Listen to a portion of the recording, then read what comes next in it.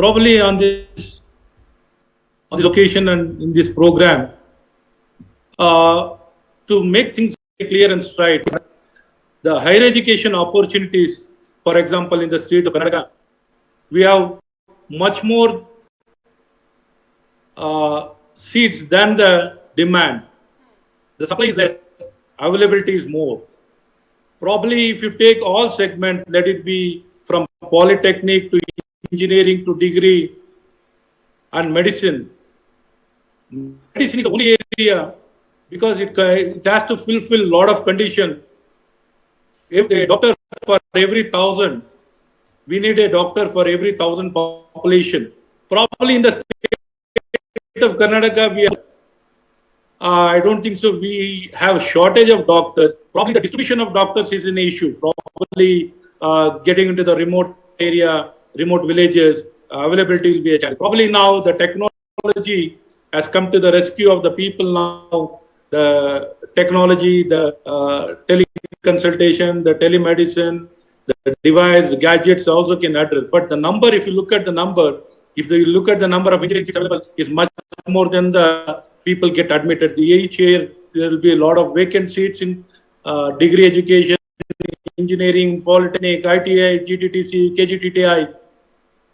India is not short. What we are envisioning, the gross enrollment ratio minimum of 50%. More so, whatever best can be done in the southern states and some of the states now, they're trying to cope up now. Government of India has come up with a very clear program. Each district should have a medical college. Probably in this direction, we are achieving and ensuring that each district will have a medical college, and that will cater to the probably the requirement.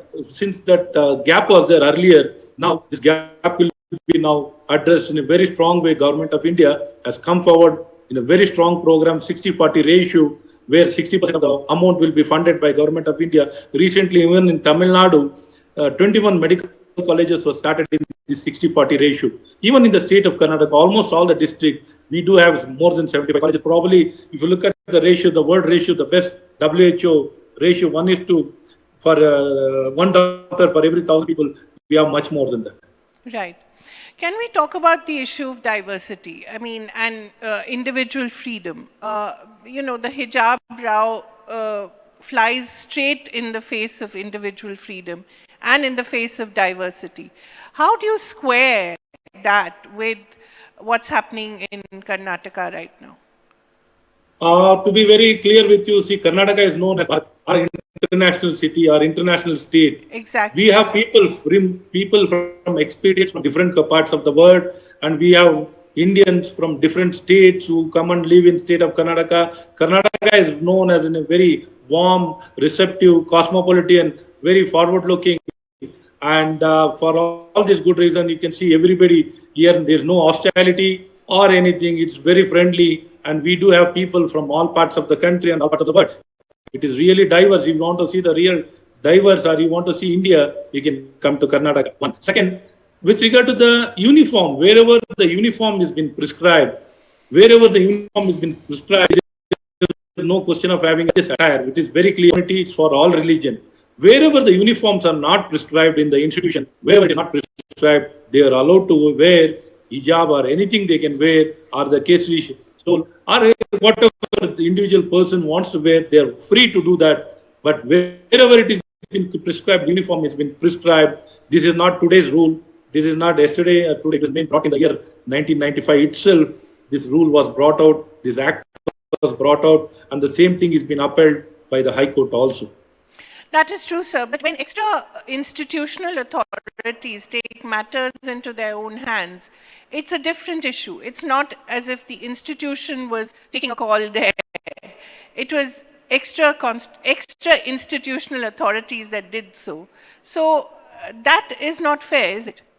It has not been done so. If you look at many of the most developed countries, these kind of challenges are there, but not in our society.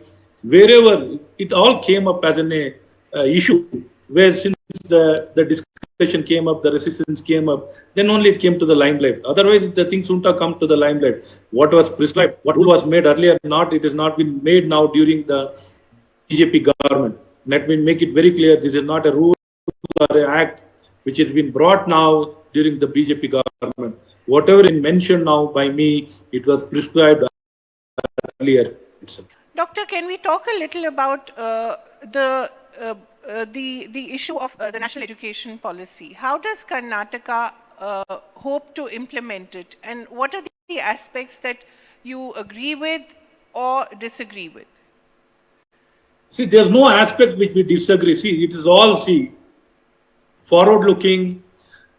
It is all, flexible, enabling for each and every institution to ensure the quality, not just education, a quality education is given, a holistic education is given, all round personality is developed, so that the collaboration, integration, facilitation, multidisciplinary, multiple activity, everything is possible. See, it is not to cater to any particular situation or place. We need to compete with the entire world. We can't be second to none. There's nothing, not even a single point which goes against person or any individual or any institution. Nothing like that. This is a really forward-looking. It can transform the entire society. It is equity and inclusive. It is equal and inclusive, and it is forward-looking. It can empower each and every person, irrespective of background, irrespective of the social, economic, political, it will benefit each and every person. This is what was needed. Probably this is timely to ensure that the institution become more autonomous, institution will get all the freedom, and the quality will get the topmost priority, and ensure that all the people who get through this entire process, it is not only get them employed, and the personality also. The personality with the real commitment for the society, with ethics and morals. It's very important. See, having quality education without ethics and morals also is really difficult, and abiding by constitution also, upholding the human rights also is important, respecting all culture and becoming a global citizen with a local culture. How will you implement it though? That's the real issue, isn't it? How does one implement policy which sounds wonderful, but what are the actual things that you have to do on ground to make sure it happens, it comes to fruition? Yes, madam. See, what important is in the learning itself. See, just we can't limit. See, earlier most of the learning used to be limited only to the classroom. Now it permits them to, collaborate with the institution, go out, go for the field activity, go for the problem solving, be part of the social activity, be part of the social challenges, like let it be from Swachh Bharat, let it be any environmental sustenance, like any issue, any issues, anything they can get involved, and problem solving learning, and being more creative, critical thinking. See, this is the culture. See, it is not any government prescribes, a policy prescribed. See, for the implementation, all the stakeholders from the student, parent, society, industry, institution, all of us need to look forward. See, this is a way forward. Whoever embraces, they go forward. Whoever doesn't embraces, it will take its own cost. So we are working in this direction. We have made the technology enable to do all these things completely. The education in the state of Karnataka, in the higher education, in the government institution, it is completely digitalized. It is, anywhere learning, anywhere assessment, and even the unified university college management system is in place, where the things administration happens in real time. The digital evaluation happens, digital mascot is issued, digi stores is been utilized, and completely it has been made very transparent, very forward looking. Services are provided in a matter of seconds, and this facilitation is encouraging for us to collaborate with all industry, bringing forward, converging with all department. Let it be skill development department, let it be technology department, let it be industry. We want all of them to come together here, help each other to address each other's concern. And more so the society, we need to create awareness. We need to promote and ensure whoever is doing it, we need to recognize and encourage them. What are the specific schemes, or what is the specific calculation that you've done of the learning loss that has happened with children during COVID? Have you had any scheme, or is there any effort to calculate the kind of loss that has happened? How do you reintegrate children into classrooms from schools to colleges? It's a tremendous effort. I mean, we talk about hybrid mode of education, but eventually the best learning happens in classrooms, in institutions. So how are we going to reintegrate our children back into the mainstream, as it were, into the physical world? Yes, madam, there was definitely learning challenges definitely were there. Learning challenges, since many of the classes were disrupted, particularly in schools, wherever the digital facilities were not available, or the learning, personalized learning, or the physical learning, or the offline learning was not available. Definitely, it was a big disadvantage. But we tried our best to ensure whatever best can be done in the given situation. So that's how we got into more into digitalization of the education. We have provided device in all our higher education institution. Each and every student was provided with the devices. And along with that, we are now getting into the smart classroom. Each and every classroom will be made smart. And we brought in learning management system, which will, make the loop complete and ensure the most well curated classes with the best of the best content, with good example, videos, audio, PPT, all best possible content was developed and well curated class wise. And even the assessment classes were class wise, it used to happen. Now each class in an hour, 45 minutes is for the training. The remaining 15 minutes used to be used to assess each and every student on MCQs. Like this, we have got into many better system. The formative assessment has been much promoted, and summative gradually get able. So the learning and assessment should happen over the time. Probably state of Karnataka, we have conducted exams well in time. Some of the exams we promoted based on the internal assessment, and for the final year students, mandatorily exams were conducted. Even for the remaining people, except for 2 exams, the remaining all exams will be conducted in time, and we could see the children also did their best, and we were able to reach out to them through many ways, through social media, through some of the YouTube channel, and many ways we try to reach out to them and ensure that the learning will not get much effect. But did you actually calculate the loss? I'm interested in how do you know exactly how much Calculation can happen. Everything become digitalized. The impact and the measurement. I think probably within a few years, I can talk in those language. Right. So you're not just a minister, you also someone who's run an educational institution. When you are now on the other side, what are the things that you wish to change, having actually been someone who's started and is running an institution? What are the biggest challenges that you wish other people who want to start educational institutions don't have to go through? Today is not like like earlier time we can build institution brick by brick. No person is having that kind of efficiency. That was a time where we had a lot of lack of infrastructure. Today it's not the situation lack of infrastructure or the lack of availability of education institution. It is a lack of quality institution. See, quality institution where the complete holistic aspects, the diverse personality, we get students with diverse talents and unique personalities. We need to understand each and every person's sensitivity, sensibility, talent. Based on that, we need to facilitate a big opportunity, the right engagement of the student, the quality teachers, and a quality infrastructure and quality collaboration with various institutions to ensure that the best of the best, because we are not competing with any neighboring state or neighboring communities or the areas. We are entire world, so we need to be the best.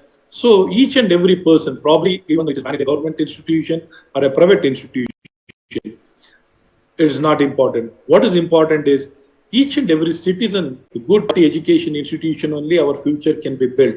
If that is understood, because doesn't mean just because somebody is running some institution, he can't own it. Because you know very well, it is not for profit. It is a charitable institution. Nobody can own it. It is nothing but a semi-government. Most important, each and every person need to see their future through this education institution. For that matter, we need to ensure that not a few individuals, should not be just in the hands of few individuals. You need more and more people to participate, give more and more freedom, allow entire society and community to be part of all institutions, thereby facilitating greater changes to happen. And all the people can contribute in whatever way they can contribute. We need to allow, let it be in the terms of donation, the finance, or time, or teaching, or facility, whatever it might be. Each and every person needs to participate. This is what I've been campaigning in each and every function wherever I go, address people, I tell them, don't see this institution as a commercial centers. We need to see them as our future. Right. We've just overcome a terrible pandemic. It's a great opportunity with a cost of a lot of lives, and we have lost a lot of lives, a lot of jobs, a lot of losses in the economy.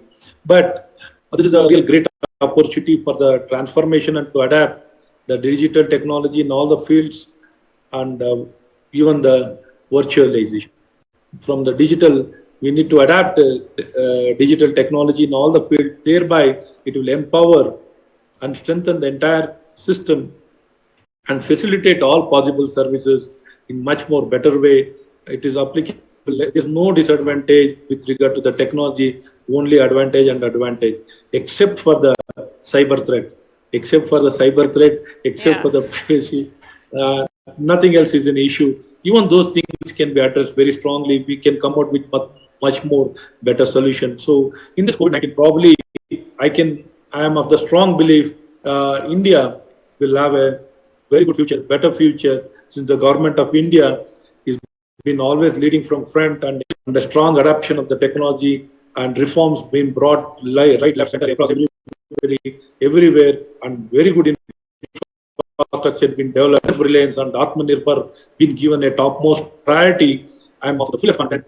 Self-sufficiency and self-reliance in our country will come up, and thereby we can address whatever challenges being faced by our society can be very well addressed. COVID has really triggered that, and it showed us where we were, where we need to go. Has been shown, the path has been shown. Probably this will bring in a real good strength in our society. Do you still practice, doctor? No. So when you look back at all the years that you studied medicine, do you wonder why you did it, or was it in any case a great learning? To Does be very it help frank you with in you, your see, it has current job? given me a lot of knowledge. It has given me a lot of confidence. See, based on the knowledge. During this COVID in my government, I was able to lead from front. I was able to lead from and ensure see whenever it comes to the medical education or any other field for that matter, even a personality is important.